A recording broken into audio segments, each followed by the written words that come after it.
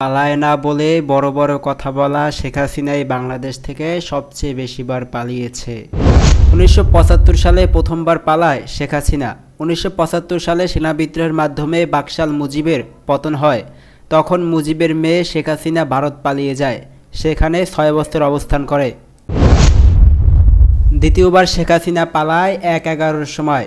তৎকালীন সেনাবাহিনী শেখ হাসিনা ও খালেদা জিয়াকে পালাতে বললে একদিনও দেরি না করে শেখ হাসিনা পালিয়ে যায়। কিন্তু খালেদা জিয়া পালায় না। এখানে খালেদা জিয়ার সাথে রাজনৈতিক লড়াইয়ে হেরে যাওয়ার ভয়ে পরবর্তীতে আবার ভারতের সহায়তায় দেশে আসে শেখ হাসিনা। পরে অবশ্য সেনাবাহিনীর হাতে বন্দী হয় পলাতক হাসিনা।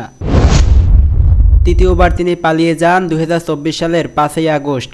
ছাত্র জনতার গণঅভ্যুত্থানে প্রধানমন্ত্রী থাকা অবস্থায় দেশ ছেড়ে ভারতে পালিয়ে যায় শেখ হাসিনা। এর আগে আন্দোলনকারীদের উপর ব্যাপক দমন নিপীড়ন চালায়, কিন্তু এই দমন নিপীড়ন তার মসনদ টিকিয়ে রাখতে পারেনি। সর্বশেষ ২০২৪ সালের ৫ই আগস্ট ছাত্র জনতার আন্দোলনে তার পতন ঘটে। অবশ্য সে সময় তিনি শেখ হাসিনা পালায় না বলে স্বর গলায় কথা বলেছিলেন।